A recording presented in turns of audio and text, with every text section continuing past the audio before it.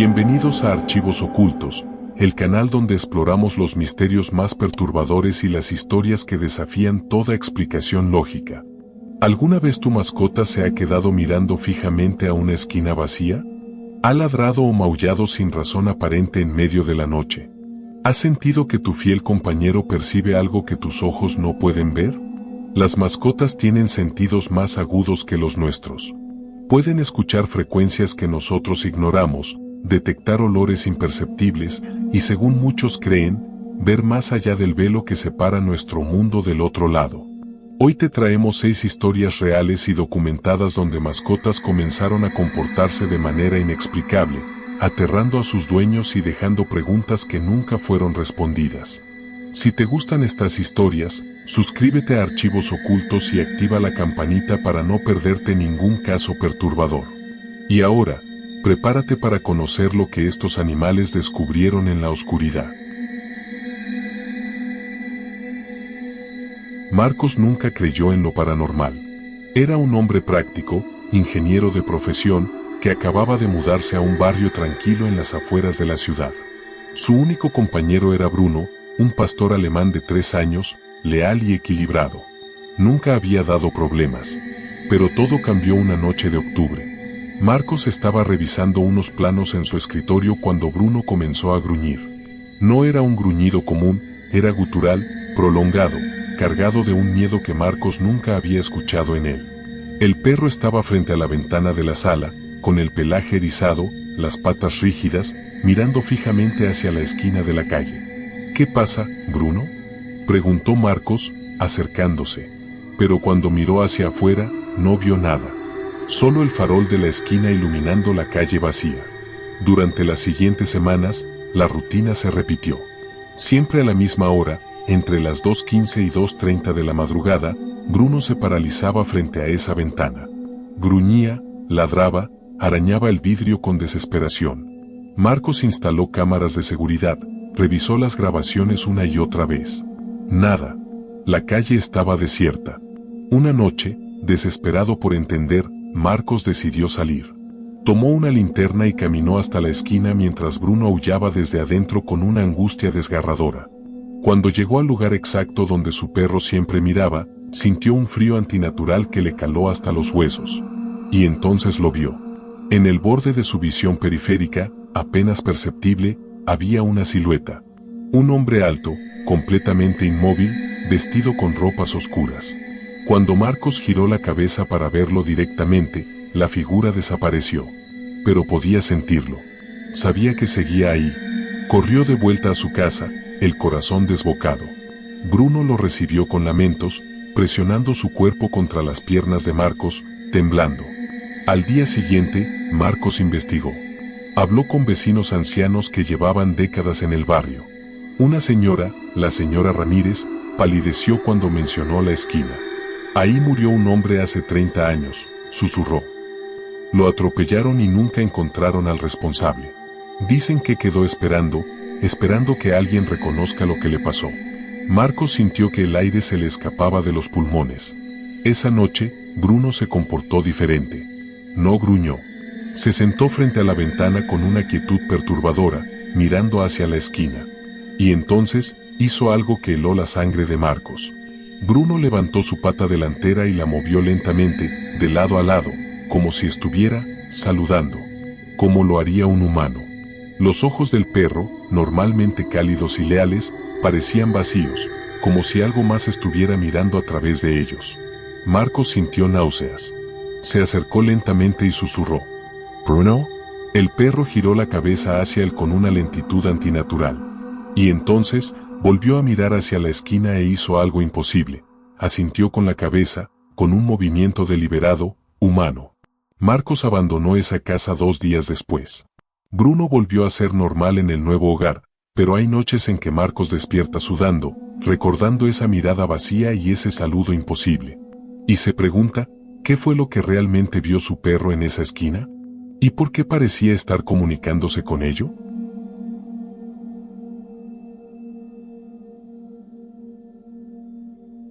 Carolina era madre de 2 niños pequeños, Sofía de 5 años y Tomás de 3. Vivían en un departamento céntrico, y hacía 6 meses habían adoptado a Misa, una gata siamesa de ojos azules penetrantes. Misa era cariñosa pero distante, como suelen ser los gatos. Todo estaba bien hasta aquella madrugada de invierno. Carolina despertó sobresaltada. No por un ruido, sino por un peso sobre su pecho. Abrió los ojos y encontró a Misa sentada sobre ella, mirándola directamente a los ojos. Pero lo que la aterró fue la expresión de la gata, no era la mirada neutra de un felino. Era una mirada de urgencia, casi humana, cargada de un mensaje que Carolina no podía descifrar. Misha Bejate, murmuró adormilada. Pero la gata no se movió. En cambio, comenzó a maullar de una forma extraña, modulada, como si estuviera tratando de formar palabras. Y entonces, hizo algo que dejó a Carolina paralizada. Misa colocó su pata sobre los labios de Carolina, como haciéndole el gesto universal de silencio, y luego señaló con su cabeza hacia la puerta del dormitorio. El corazón de Carolina comenzó a acelerarse. Se levantó lentamente y siguió a Misa, que caminaba en puntas de patas, con una cautela que parecía demasiado calculada, demasiado inteligente. La gata la guió hasta la habitación de los niños. Carolina abrió la puerta y todo parecía normal. Sofía y Tomás dormían en sus camas. Pero Misa se acercó a la ventana y comenzó a arañar el vidrio con insistencia. Carolina se acercó y miró hacia afuera.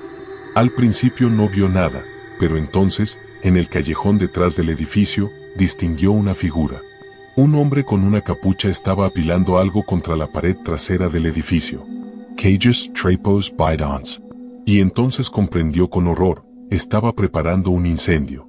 Carolina llamó a la policía de inmediato. Llegaron en minutos y arrestaron al hombre, un ex inquilino con problemas mentales que había sido desalojado meses atrás. Confesó que planeaba incendiar el edificio como venganza. Pero lo que sucedió después fue lo que realmente perturbó a Carolina. Esa noche, después de que la policía se fuera, Carolina se acercó a Misa para acariciarla, agradecida. La gata estaba sentada en el alféizar de la ventana, mirando hacia donde había estado el hombre.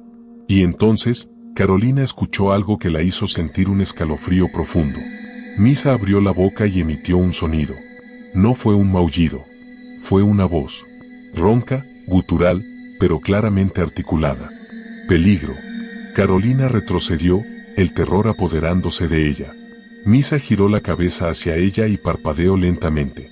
Sus ojos azules brillaban con una inteligencia que no debería estar ahí. Y entonces, la gata se lamió la pata delicadamente, como si nada hubiera pasado, volviendo a ser un animal común. Carolina nunca le contó a nadie lo que escuchó. ¿Quién le creería? Pero desde esa noche, observa a Misa con una mezcla de gratitud y miedo.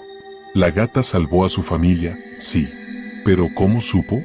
¿Cómo pudo comunicarse de esa manera?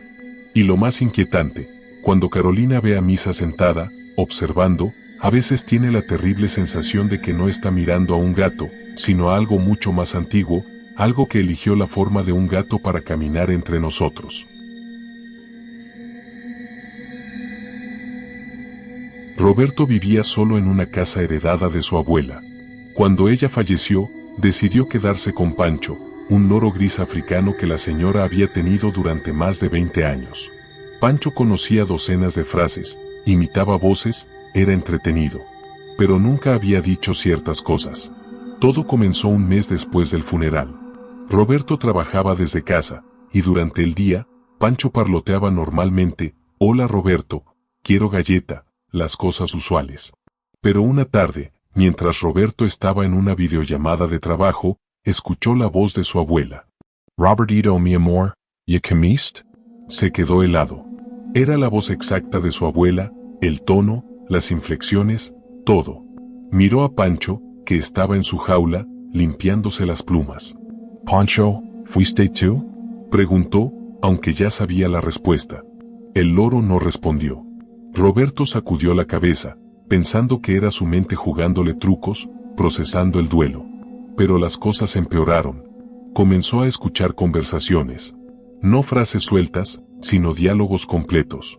Pancho hablaba con la voz de su abuela, y luego respondía con otra voz, una voz masculina que Roberto no reconocía. Era como escuchar un lado de una conversación telefónica, pero ambos lados venían del loro. «No, no puedes quedarte aquí», decía la voz de su abuela. Ella me dejó entrar, respondía la voz masculina, grave, áspera. Eso fue antes. Ahora es diferente. El chico me puede ver. Lo sé. Roberto sentía que se volvía loco. Grabó las conversaciones en su teléfono. Eran reales. No era su imaginación. Una noche, decidió confrontar la situación. Cubrió la jaula de Pancho con una manta para que se durmiera y se sentó en la sala con todas las luces apagadas, esperando. A las 3 de la madrugada, escuchó el crujido de la manta. Pancho estaba despierto. Y comenzó a hablar. Roberto, dijo, pero no con la voz imitada de nadie. Era una voz nueva, neutra, sin emociones. Roberto, ¿estás despierto? El terror se apoderó de él, pero respondió. Sí. Bien, continuó la voz. Necesito que sepas algo. Tu abuela puso candados. Candados para que ciertas cosas no entraran. Pero cuando ella se fue, los candados se debilitaron. ¿Qué eres? Susurró Roberto. Yo solo soy el mensajero, respondió Pancho. Pero hay algo más en esta casa. Algo que esperó mucho tiempo. Y ahora que tu abuela no está, el loro se detuvo. Roberto se levantó temblando y encendió las luces. Quitó la manta de la jaula. Pancho lo miraba fijamente, con la cabeza inclinada en un ángulo que parecía demasiado humano, demasiado calculado. Y entonces, Pancho hizo algo que Roberto nunca olvidaría. El loro comenzó a reírse. No con la risa grabada de su abuela, sino con una carcajada profunda, masculina, malévola. Y mientras se reía, sus ojos redondos y negros no parpadeaban, fijos en Roberto con una intensidad que ningún animal debería poseer. Roberto vendió la casa 2 semanas después. Donó a Pancho a un refugio de animales, mintiendo sobre la razón. A veces se pregunta si debió advertirles. ¿Pero qué les habría dicho?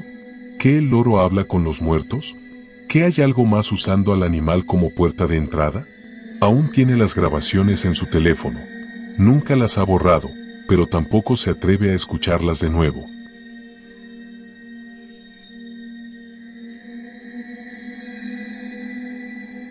Lucía vivía en una casa de campo con su Golden Retriever, Max. Era una zona tranquila, donde todos se conocían. Lucía trabajaba como diseñadora gráfica desde casa, y Max era su compañero constante, siempre alegre, siempre amigable. Max nunca había sido agresivo. Nunca. Hasta que apareció Javier.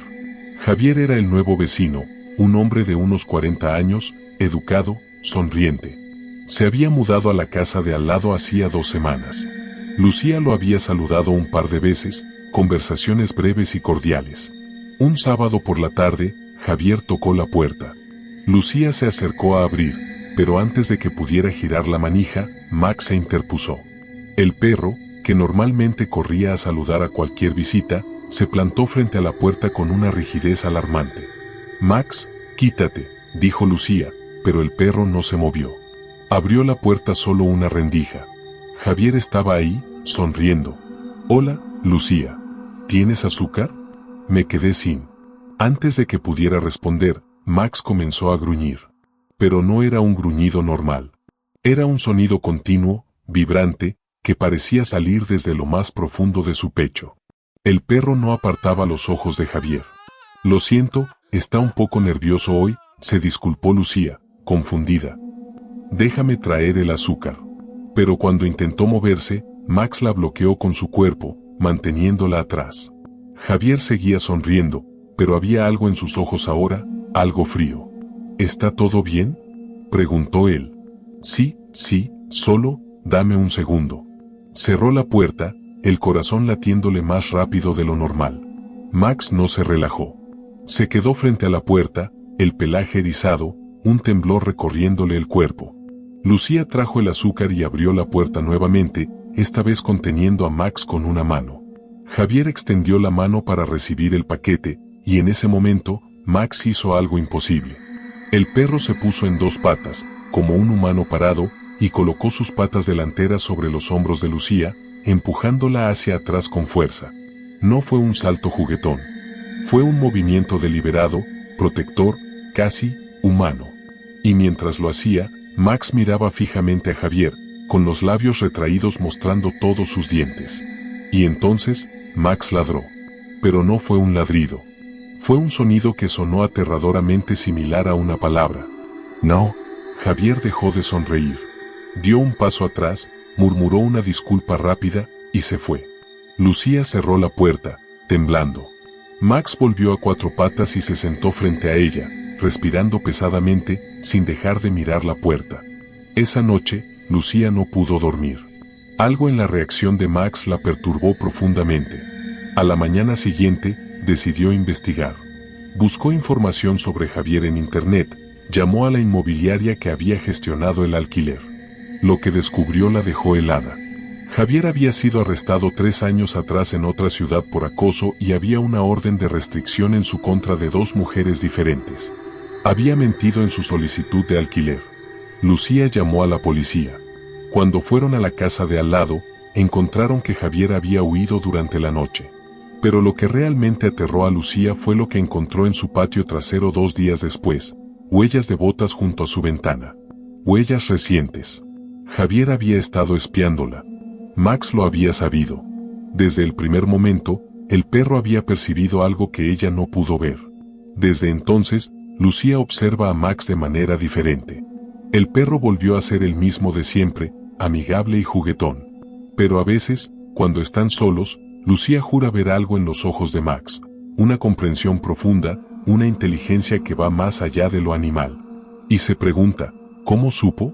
¿Y qué más puede ver que ella no puede?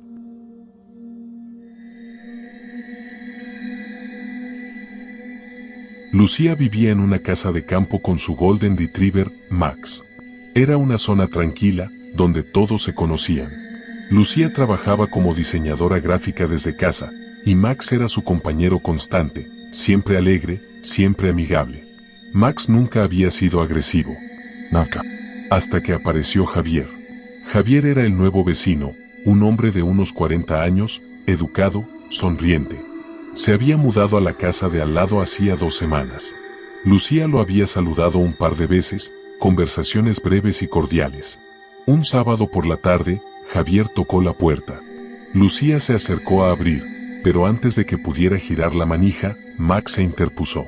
El perro, que normalmente corría a saludar a cualquier visita, se plantó frente a la puerta con una rigidez alarmante. «Max, quítate», dijo Lucía, pero el perro no se movió. Abrió la puerta solo una rendija. Javier estaba ahí, sonriendo. «Hola, Lucía. ¿Tienes azúcar?» Me quedé sin. Antes de que pudiera responder, Max comenzó a gruñir. Pero no era un gruñido normal. Era un sonido continuo, vibrante, que parecía salir desde lo más profundo de su pecho. El perro no apartaba los ojos de Javier. «Lo siento, está un poco nervioso hoy», se disculpó Lucía, confundida. «Déjame traer el azúcar». Pero cuando intentó moverse, Max la bloqueó con su cuerpo, manteniéndola atrás.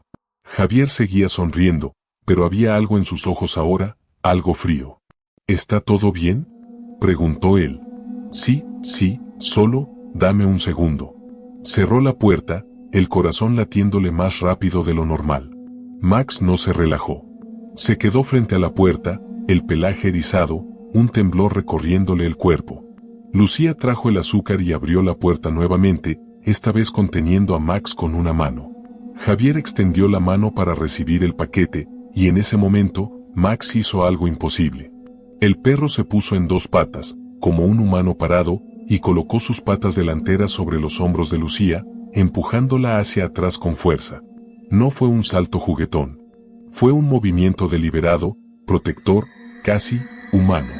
Y mientras lo hacía, Max miraba fijamente a Javier, con los labios retraídos mostrando todos sus dientes. Y entonces, Max ladró. Pero no fue un ladrido. Fue un sonido que sonó aterradoramente similar a una palabra. No. Javier dejó de sonreír. Dio un paso atrás, murmuró una disculpa rápida, y se fue. Lucía cerró la puerta, temblando. Max volvió a 4 patas y se sentó frente a ella, respirando pesadamente, sin dejar de mirar la puerta. Esa noche, Lucía no pudo dormir. Algo en la reacción de Max la perturbó profundamente. A la mañana siguiente, decidió investigar. Buscó información sobre Javier en internet, Llamó a la inmobiliaria que había gestionado el alquiler. Lo que descubrió la dejó helada. Javier había sido arrestado 3 años atrás en otra ciudad por acoso y había una orden de restricción en su contra de 2 mujeres diferentes. Había mentido en su solicitud de alquiler. Lucía llamó a la policía. Cuando fueron a la casa de al lado, encontraron que Javier había huido durante la noche. Pero lo que realmente aterró a Lucía fue lo que encontró en su patio trasero 2 días después: huellas de botas junto a su ventana. Huellas recientes. Javier había estado espiándola. Max lo había sabido. Desde el primer momento, el perro había percibido algo que ella no pudo ver. Desde entonces, Lucía observa a Max de manera diferente. El perro volvió a ser el mismo de siempre, amigable y juguetón. Pero a veces, cuando están solos, Lucía jura ver algo en los ojos de Max. Una comprensión profunda, una inteligencia que va más allá de lo animal. Y se pregunta, ¿cómo supo? ¿Y qué más puede ver que ella no puede? Andrés era biólogo marino, especializado en peces de agua dulce. Tenía un acuario grande en su apartamento, con diversas especies. Pero su favorito era Neptuno, un pez Oscar naranja de casi 15 centímetros, inteligente y curioso. Los peces Oscar son conocidos por su comportamiento, reconocen a sus dueños, interactúan, son casi como perros acuáticos. Pero Neptuno era especial.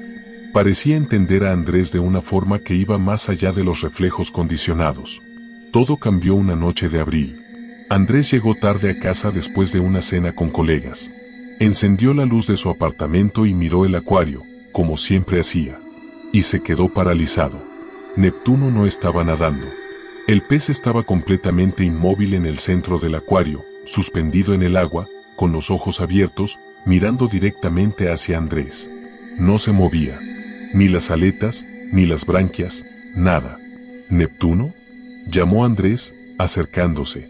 El pez seguía inmóvil, como una estatua suspendida en el agua. Andrés revisó el acuario, temperatura perfecta, filtración funcionando, otros peces nadando normalmente. Solo Neptuno estaba congelado. Pasaron 5 minutos.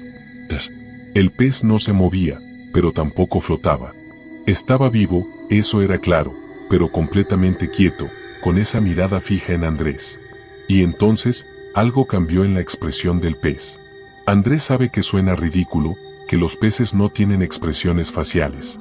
Pero en ese momento, habría jurado que Neptuno estaba tratando de comunicarle algo.